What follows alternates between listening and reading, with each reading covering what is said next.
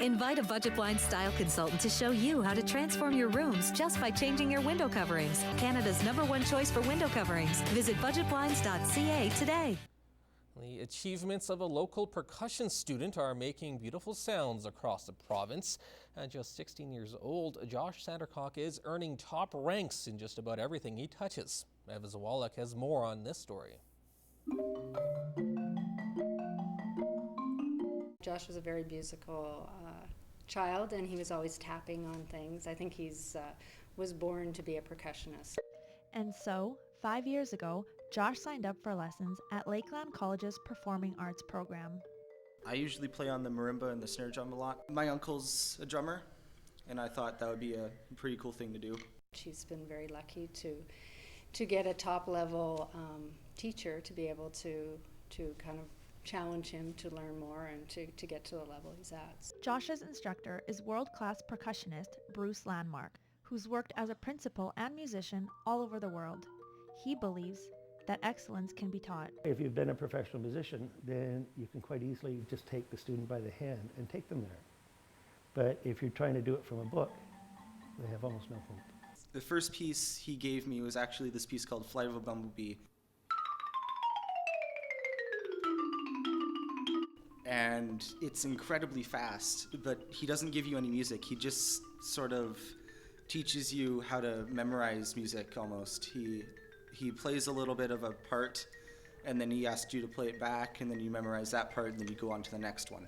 It was that kind of leadership that led Josh to an unprecedented victory at the Saskatchewan Music Festival earlier this month. He won top spot at provincial finals with a snare drum piece.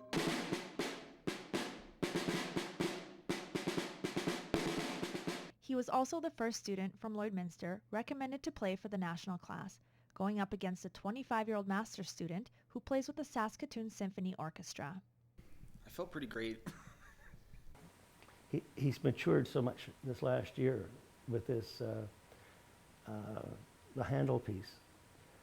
He's become a musician instead of someone that's just playing notes. And one more thing.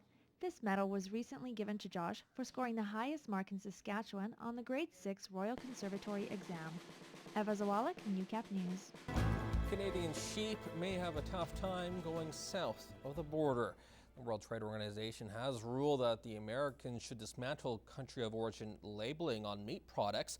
But as Gerard Lampeau explains in this week's Agriculture Report, it seems the U.S. may want to keep the rules in place for sheep. I'm a little bit befuddled that all of a sudden now it's an issue for the sheep growers in Canada. They still have access into the American market. I find that a little surprising that, like I say, this exemption was brought to our attention by a single producer in Ontario. How 11,000 producers would have missed any large or vocalized lobbying by the ASI, I don't know.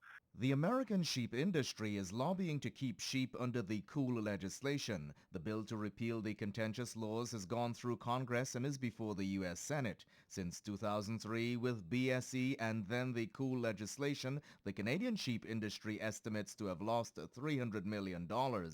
Minister Ritz argues that for years, sheep producers said that COOL was not an issue and they had no money for a legal defense. The Sheep Federation said, again, it's not an issue. I know they were asked by the cattlemen to put some money into the defense fund. I know they've spent about $3 million on that, and they were told it wasn't an issue for them. The minister was a little concerned that we hadn't been as involved in the lobby movement since 2008 as beef and pork.